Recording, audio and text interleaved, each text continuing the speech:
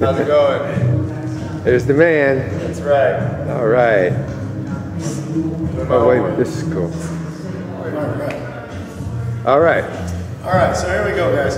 So today we're back at Blackline Training Center once again. This is Juan Mora and Brian Whitaker, and we're going to do a little bit of technique today.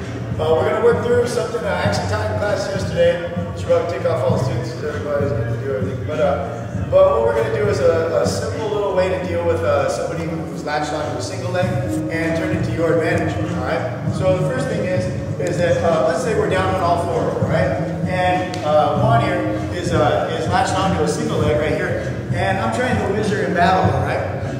One of the things is as I whizzer in battle, I want to put my shin on the outside of his leg. So if we go ahead and take a look at the back here, as I'm whizzering, I want to put my shin over the top on the side of his thigh. Sometimes I'll take my foot in a little bit just to give it a little bit extra grip, just to keep it there. Notice the nice tap. Now, when I'm in this situation, it can get pretty hairy, but what I want to do is I want to turn it to my advantage. So one simple way to turn it to my advantage is number one, take my left hand off of the whizzer, and I'm going to back myself up as I do it and come a little bit parallel, so our spines are somewhat parallel.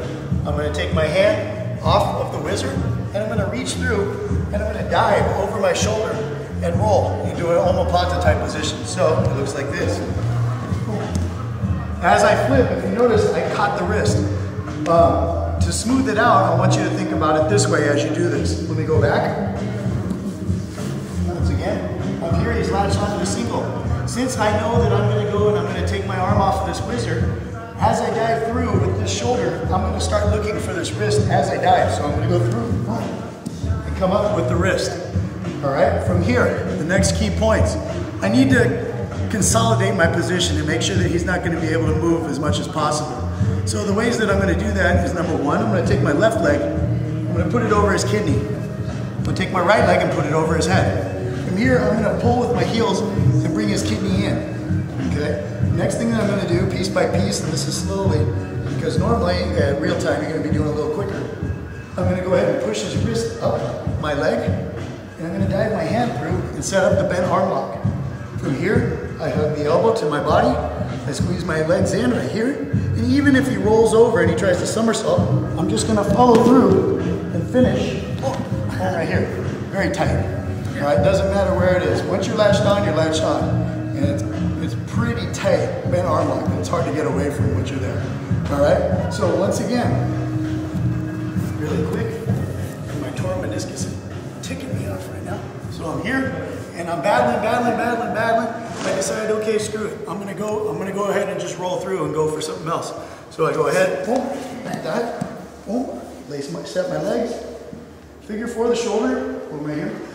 Key point on when I figure four the shoulder, I want to make sure that my palm goes as deep as I can because I don't want to be controlling this grip with only my fingertips. Fingertips are not very good for control because if he tries to straighten his arm, boom, right here, it's only my fingertips stopping him. So when I grab that wrist, I want to make sure that my hand is all the way through and my knuckles are as far rotated around as possible. From here, I go and control the elbow, set the figure four, control the legs, and finish the shoulder. All right? Now, sometimes while you're battling for this, they're going to do various different things to try and fight out with this arm. If they decide to post their hand on the floor, try and build up their head, all I'm going to do is I'm going to feed my foot underneath his armpit. Once I feed my foot underneath the armpit, I'm going to make a strong hook with my foot, and I'm going to keep this once again nice and tight. I'm going to bring my heel towards my butt, and I'm also going to bring my knee towards my chest. I'm going to grab his far arm, and I'm going to clasp it with both hands, and I'm going to drive my hamstring down into his neck at the same time that I pull this elbow towards my chest. Right here, in crucifix.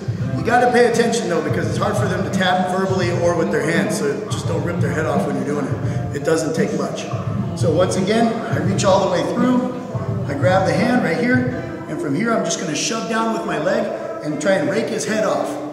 At the same time, I'm pulling on his tricep and bringing this elbow towards my chest in a nasty little crucifix. I can also keep this leg nice and tight, so that way I keep his butt down. All right? So nice and easy, very simple way to transition into a nice little crucifix and crank the living hell out of their neck. All right? Once again, this is Brian Whitaker from Wamora and Brian Whitaker, wherever you want to go. And Black Line Training Center, badass.